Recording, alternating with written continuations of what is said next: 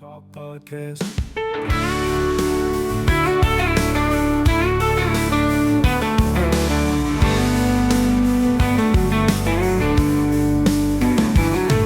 Well, camp and rub, come on in. Lee County, Florida is ready to win. Hang out with Sean as he take a spin. You here at the Wonky Talk podcast.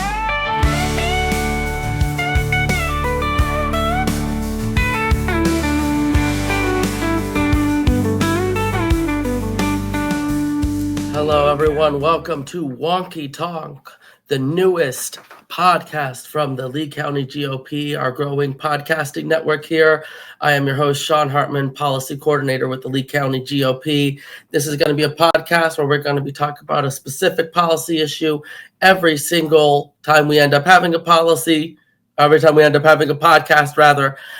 With me right now, I'm going to bring him in, is Jonathan Martin, our state senator. We are going to be discussing property taxes. As we all know, Governor DeSantis has proposed major policy tax reform. Let's welcome in Lee County State Senator Jonathan Martin.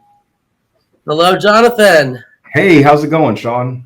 We are not really live, but recording for Wonky Talk, the first episode here for our policy podcast, and we are today talking about the property tax reform that Governor DeSantis has been pushing to eliminate property taxes. I know this is something that you wanted to tackle very early on. You got the governor's approval on this, so I wanted to bring you in to sort of have an in-depth conversation about this complex policy issue. So first off, what have, when Governor DeSantis was talking about this, what have you been doing on your end? I know you had proposed some legislations for a study, and I guess the House is doing something, but from the legislative side, what's been going on there with this property tax reform? Sure. So I think the impetus for this, besides good policy, and you and I both met back in the Tea Party era, when everyone was getting creative about how to deal with income tax on the federal level, and something that we kept running into was, as far as a solution for that was, hey, don't tax the income, tax the spending. So there was a big push, especially from the Tea Party Republicans, the Libertarians, like, hey, let's look at a sales tax. It's already being collected in every state. Yep. What can we do to replace something that costs billions of dollars every single year on the federal level to just comply with, let alone, collecting it and enforcing it. But there's been a demand from Floridians since I've been in office to deal with the exorbitant cost of owning a home, and not just the mortgage that we all sign up for, the mortgage that we know we have to pay every single month. Someone paid for the house.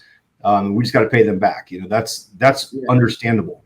But the costs that go in with upkeep, and not making your house look better or not repairing it, but insurance. Mm-hmm. And we did a tremendous amount of insurance reform. Some was already done before I even made it to the legislature in early 2022, dealing with the assignment of benefits. And that was a major step in the right direction. And then, of course, the property insurance reform that took place in the special session right after Hurricane Ian struck Southwest Florida and made its way across the state. So we've been dealing with this issue, and I kept getting the same question over and over again. Well, what do we do? What do we do for the cost of homeownership? Senator Pasadomo, when she was president of the Senate, had a major focus at workforce housing and how can we increase the amount of SHIP funds that are available to make those homes. What can we do to deal with the zoning so that we're not, biting off our nose to spite our face, or cutting off our nose to spite our face? We're saying we're going to put all this money in this, but you can't build these houses anywhere that is going to make fiscal or economic sense. Yeah. So she brilliantly said, let's look at zoning, and let's redo this whole idea of Euclidean zoning, and preempted a lot of local government zoning for the purpose of making workforce housing more affordable. So this year, and of course we all have in the legislature, it's a part-time job in Florida. We don't really work a part-time hours. We're working nonstop. Definitely not this session. Yeah, exactly. Not the session that never ended. So my day job, I actually deal with insurance disputes, and I'm a personal injury lawyer. one of the few Republicans that practices this area of law. So I understand the insurance game inside and out, and I get paid to help my clients navigate that.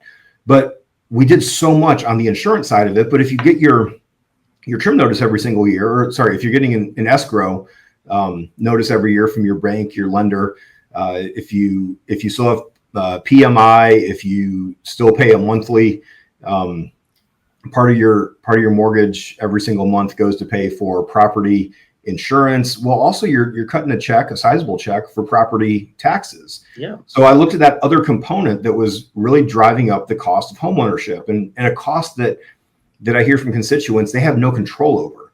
And I think it's really important that we look at those costs. And the biggest complaint with the insurance wasn't just that it was expensive, because it was really expensive, but they didn't have any control over it. There was no say in it. People felt helpless that they just had to pay it, and there was nothing to stop it. And they would lose their house ultimately, or they'd get the forced place insurance from their mortgage company. So I was looking at that same piece of paper that showed, somebody's property insurance might have gone from $2,000 a year to $5,000 a year, depending on where they live and what the risk is. But their property taxes were also increasing drastically, and they had no control over it. So what can we do better in that front? And so that's what inspired me to file some legislation to get us to talk about this, because you're never going to. I mean, it was deafening with how silent the conversation in Tallahassee was with this topic. And so I didn't file a bill to like, here's a solution, let's jam it down everybody's throat, because that doesn't get any traction. So I said, let's do a study for the purpose of, yes, let's start talking about it. And thankfully, there was some traction in the legislature. And then of course, the governor is hugely in favor of tackling the property tax issue. And there we can talk for the next hour about the different permutations and where this conversation has gone and what some of the concerns are. But there is a healthy appetite in the legislature to deal with the cost of property taxes. Mm-hmm. Yeah, no, and obviously the governor made it a major issue and tried to really bring it up. And unfortunately, there was the back and forth with the House and the Senate from that side. But from a lot of people's understanding, in order to really do a complete elimination of property taxes, you'd have to do a constitutional amendment. Is that correct? Yeah, if we want to tackle the funding mechanism for the counties, cities, special districts, there has to be a constitutional amendment to tackle that issue. It goes to the framework of how those localities are funded. And if you take away their entire funding source and say you can't do this, there would be lawsuits everywhere. So it has to be done in the Constitution. I think there are some things we can do without a constitutional amendment, but the cleanest way to get it done, especially with this momentum that we have, is to do a constitutional amendment. Yeah, I definitely think the constitutional amendment is going to be the way for a long-term solution. And I do want to get to that, especially the local funding. But in terms of what we can do, obviously, this session is finally over. I'm sure you're happy about that. It was a very long session, but you're going to have committee weeks coming up in the next couple of months, and then the next session early next year. Is there anything that the legislature can tackle now to try to reduce those property taxes costs? And I know that Governor DeSantis has done a few things as well. I don't know if you're able to talk about that. So as far as what the legislature can do now with the costs, again, if we're going to eliminate the ability for the localities to provide funding, that has to be done with the constitutional amendment. So in the interim, is there any short-term tax relief?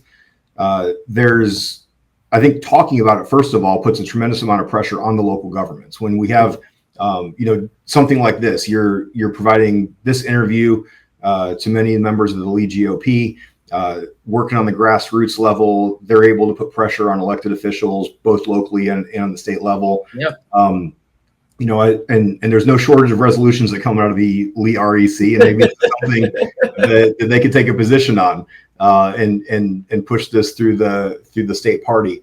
so that everybody is clear and united on this. And I think that it's smart to hold off and let's look at the issue first and let's see what makes sense, as opposed to just having a generic resolution that says we support reform, because what does that mean? But I think that there's a lot that can be done in the short run through pressure on our local governments, through the budget process.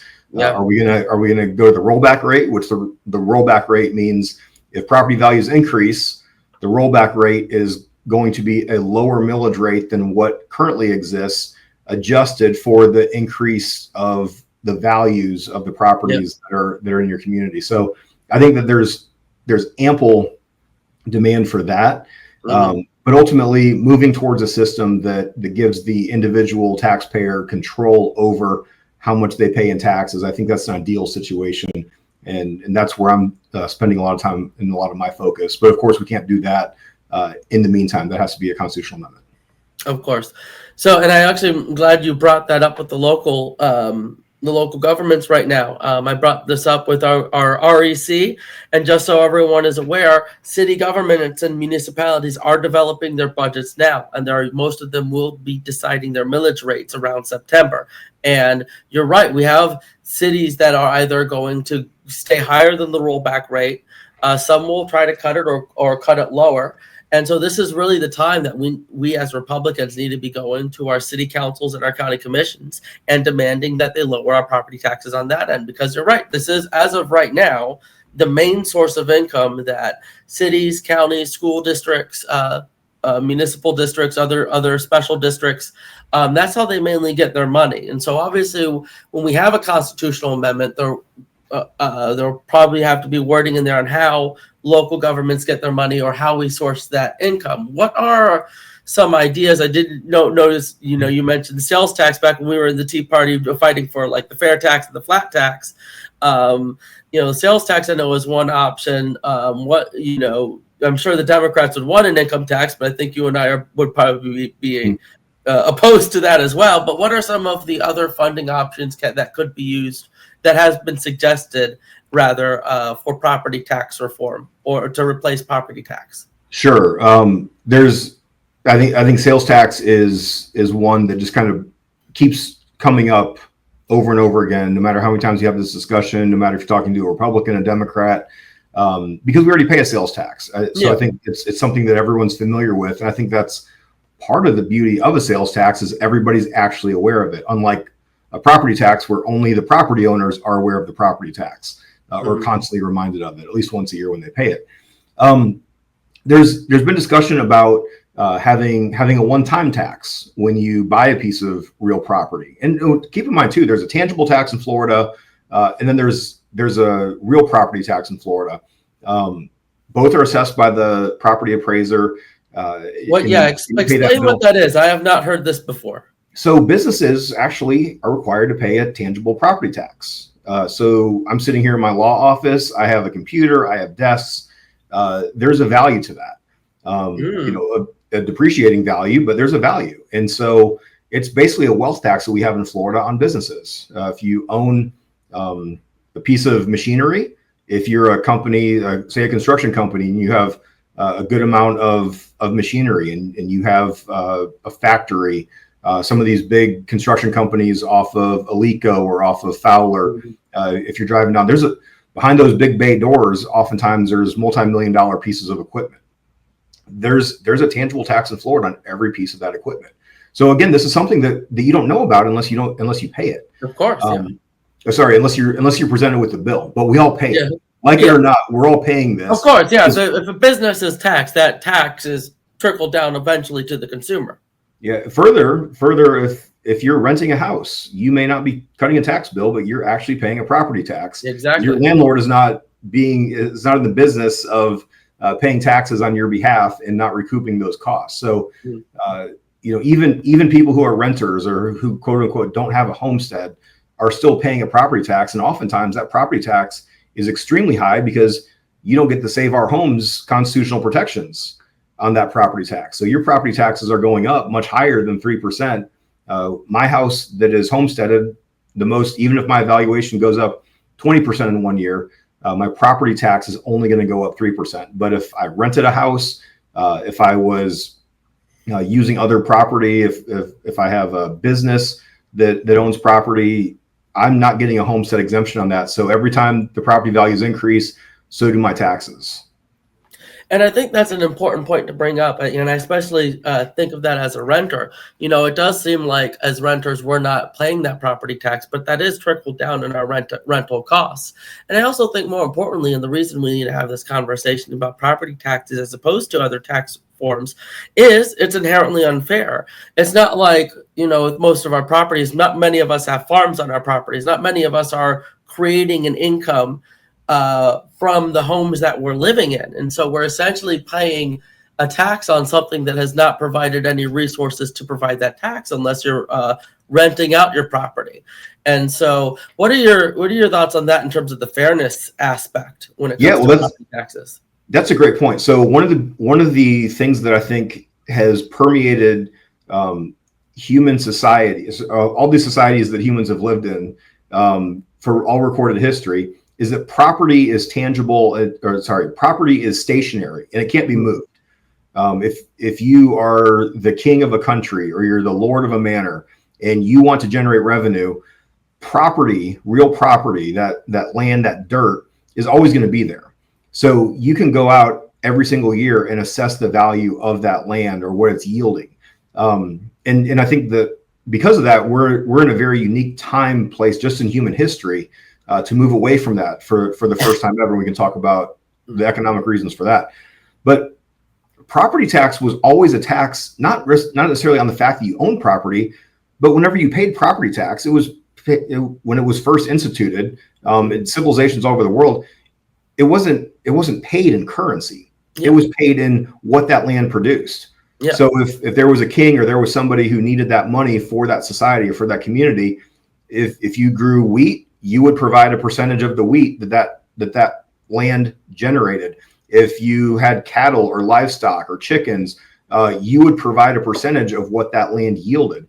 So as you so eloquently mentioned, you were taxed on what that property produced. And now, especially when you're talking about residential property in Florida, especially homesteaded residential property in Florida, that land is not producing anything. That's basically it's where you sleep. It's something very personal, something that was put in the U.S. Constitution, specifically protected under the Third Amendment, the Fourth Amendment.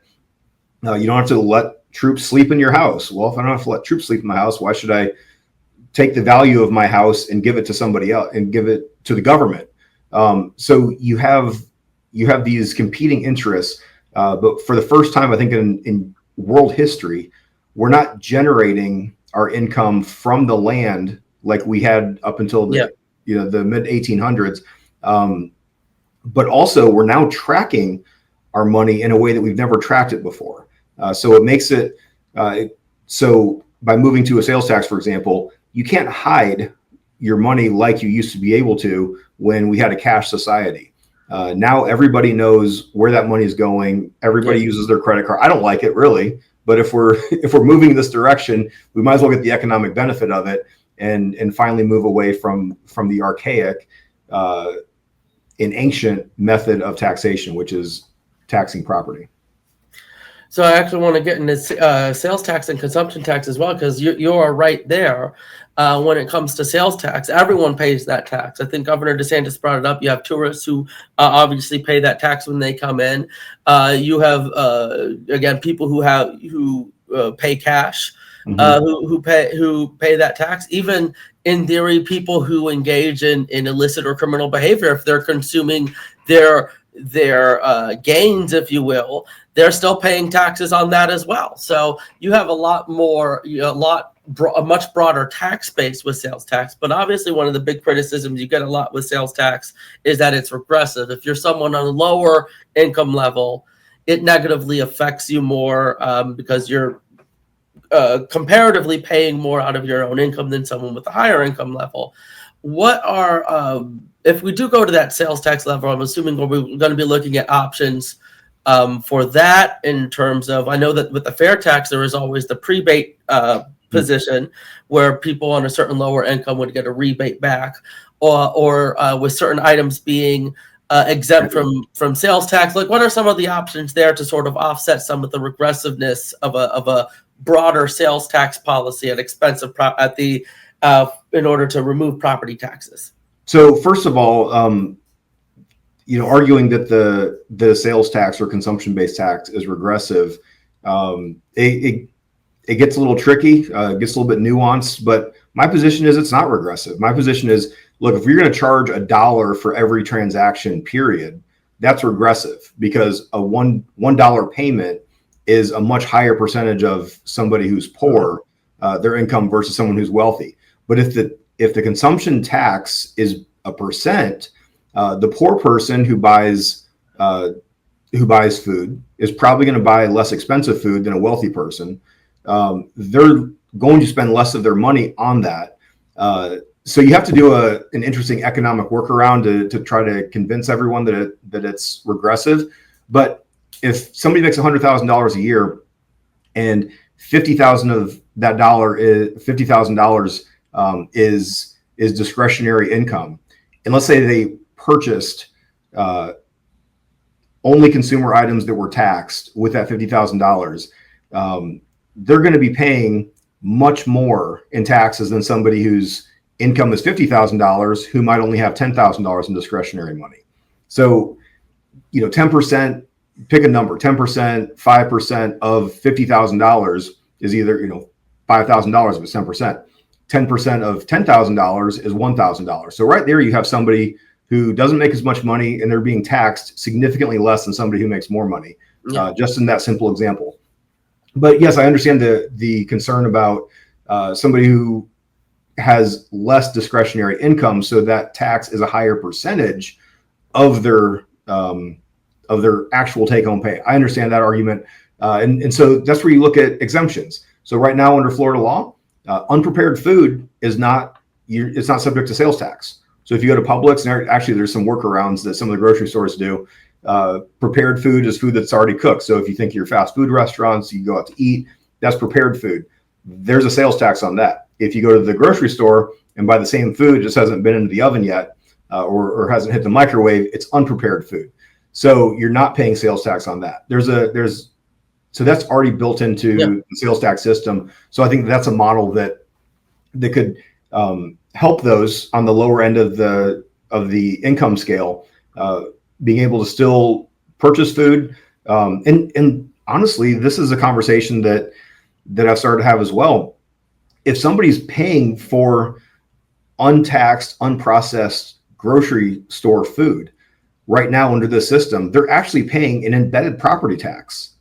So they go to the grocery store, they may not be paying a sales tax on the eggs or on the milk, but they're paying a property tax for that grocery store to exist. They're paying that property tax for the distribution facility that has the trucks that transport all the eggs and the milk and the bread. So you're paying that. And even if they have farms, if there's an agricultural area in Florida, if there's a farm, for example, that's growing those chickens, because I know Publix sees a lot of Florida grown products, property taxes. Exactly. And that food is not always, and look, agriculture land is taxed less than industrial zone property, but that food is taken somewhere to be packaged. And that's usually an industrial zone area, which there's no Save Our Homes exemption on that.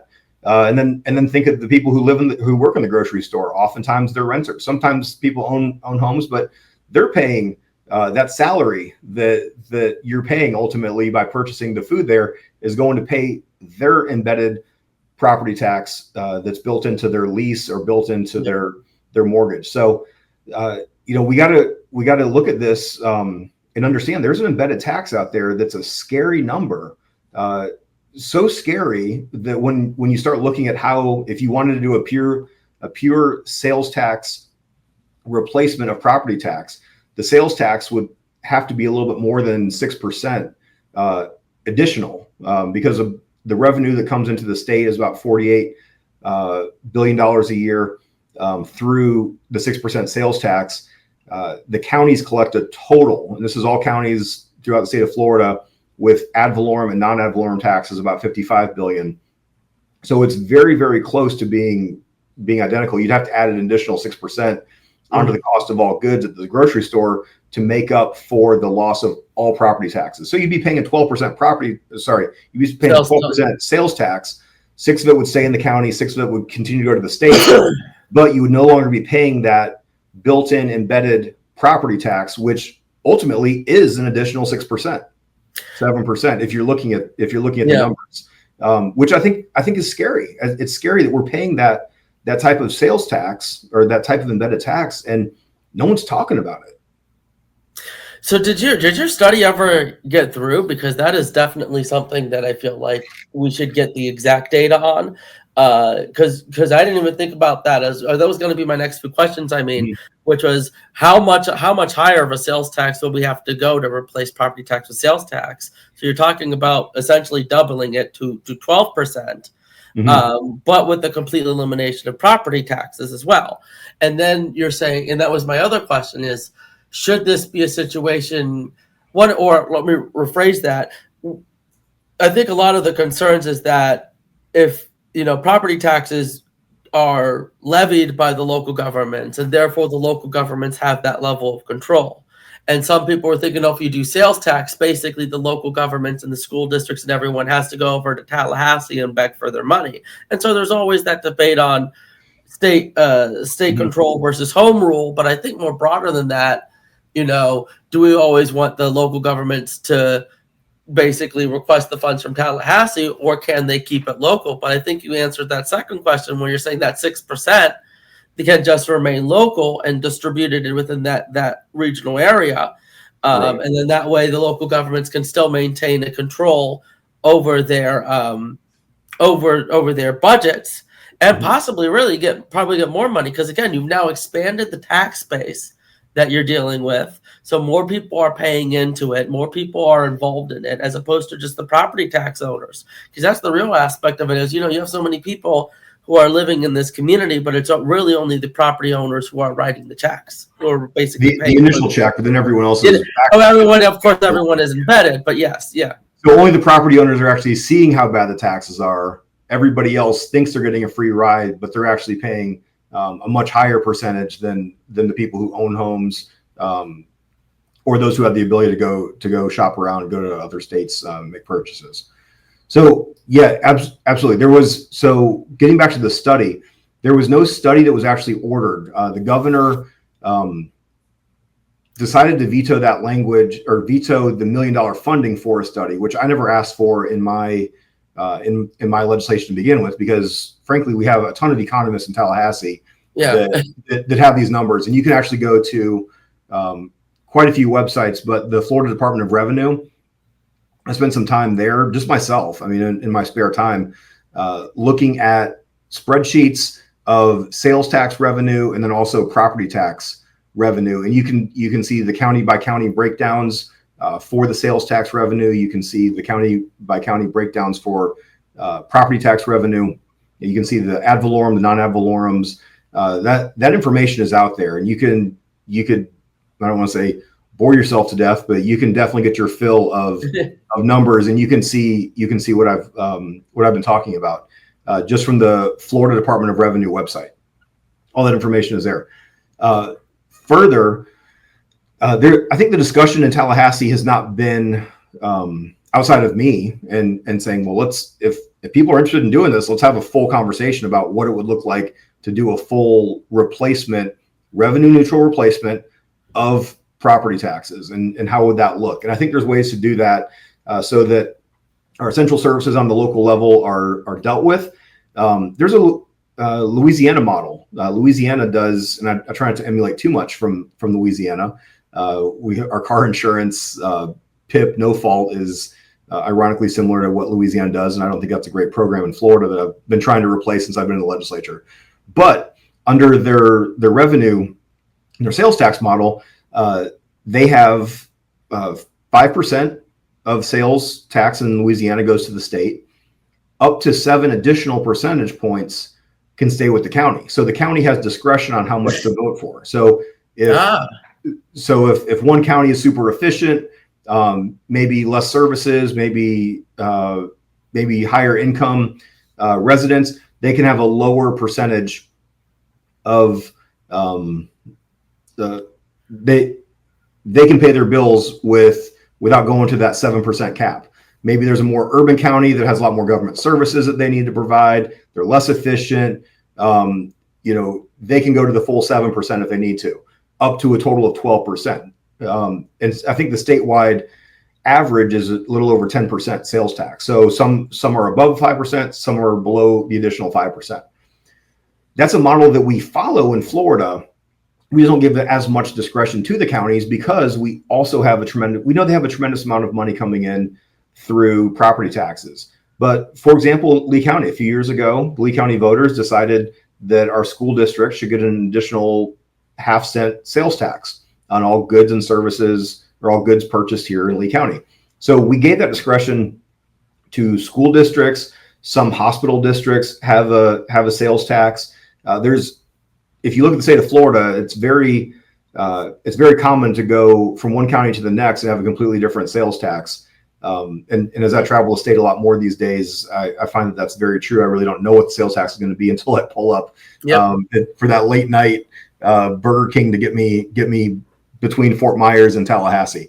So that's a model's already taken place. What we could do though, if we're eliminating a massive tax, we could allow a revenue neutral replacement through a consumption tax to come in.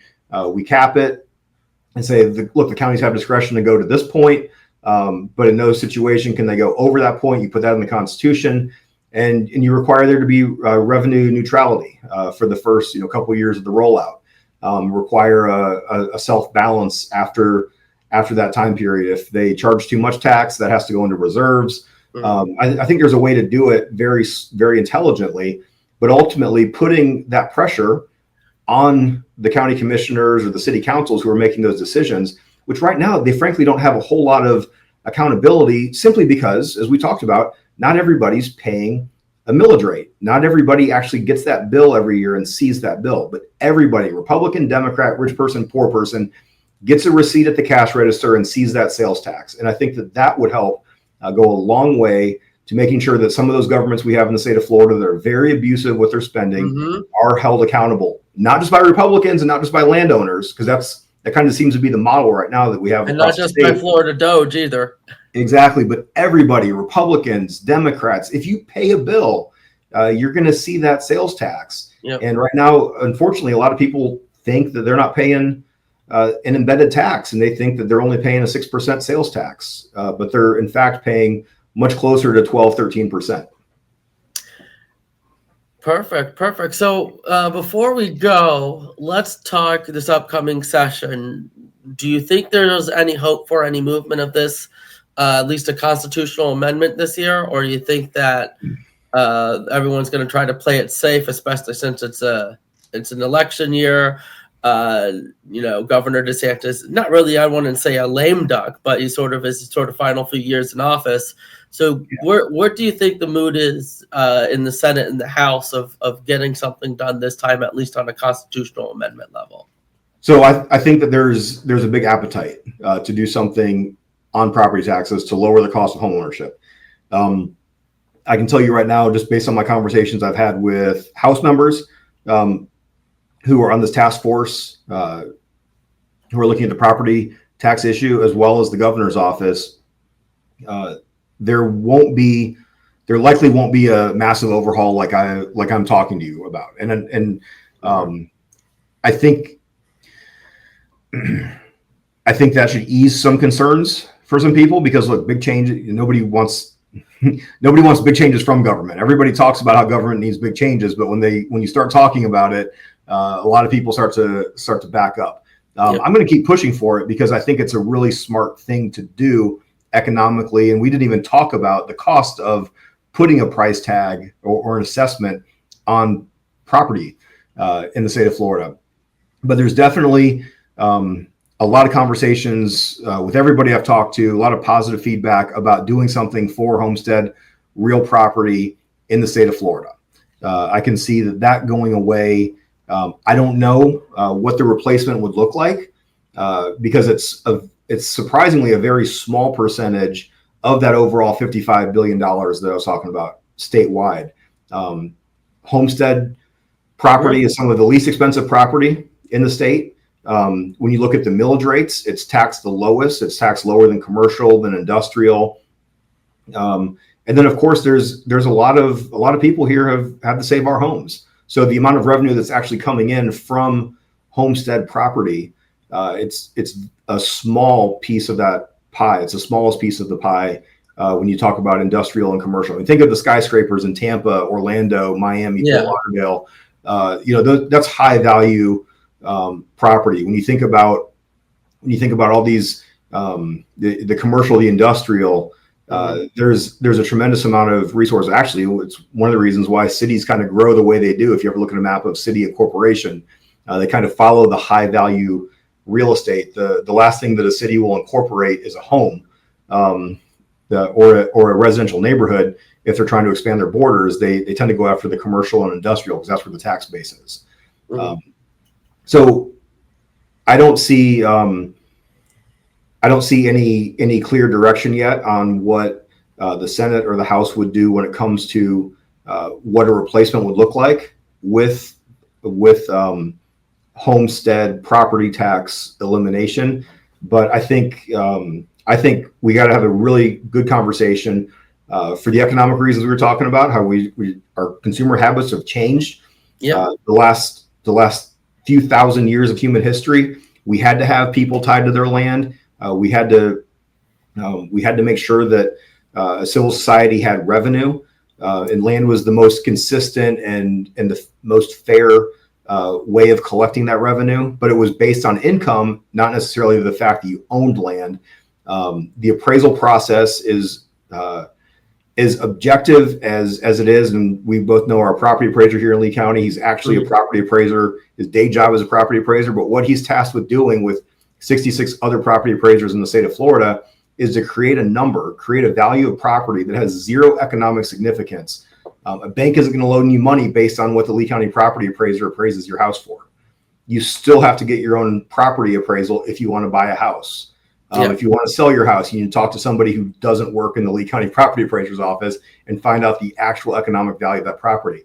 So there's no economic benefit whatsoever for putting a price tag on our real property here in the state of Florida, but we spend $500 million every single year between those 67 counties to fund our property appraisers' offices. And I think that we can move to a much more efficient means. I'm going to push as much as I can for a tax process that is open, it's in the light, and as many United States citizens as possible see how much they're actually paying. And I think that the current model we have right now needs a lot more sunshine, a lot more transparency, in order for those who are paying that tax to feel like they have as much skin in the game as they actually do.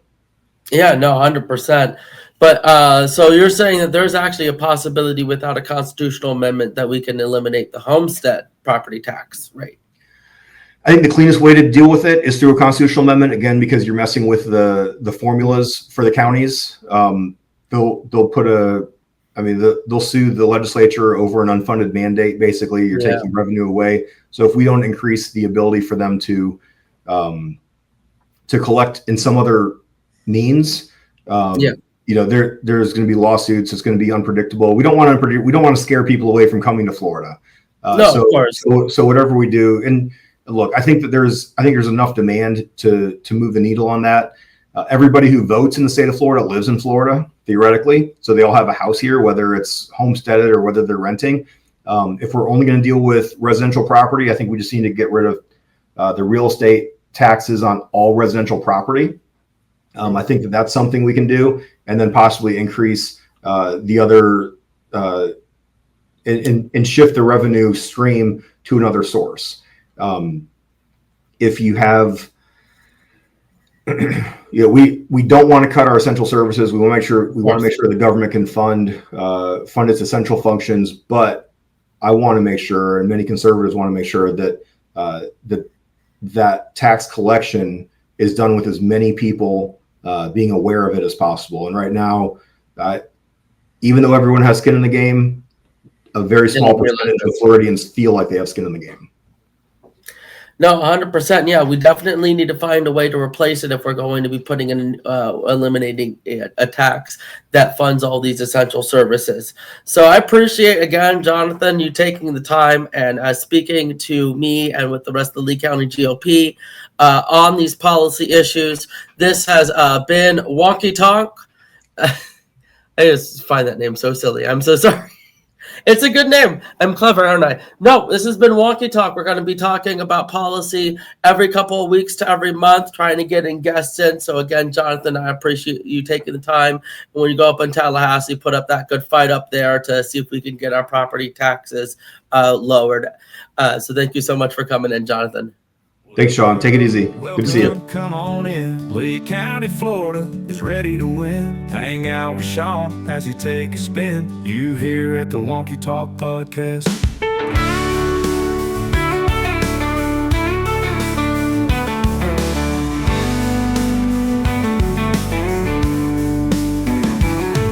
Well, count the world, come on in. Lee County, Florida is ready to win. Hang out with Sean as you take a spin. You here at the Wonky Talk podcast.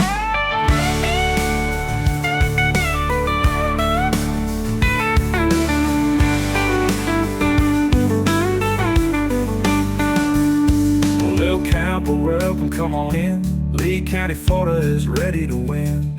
Hang out with Sean as you take a spin. You here at the Wonky Talk podcast.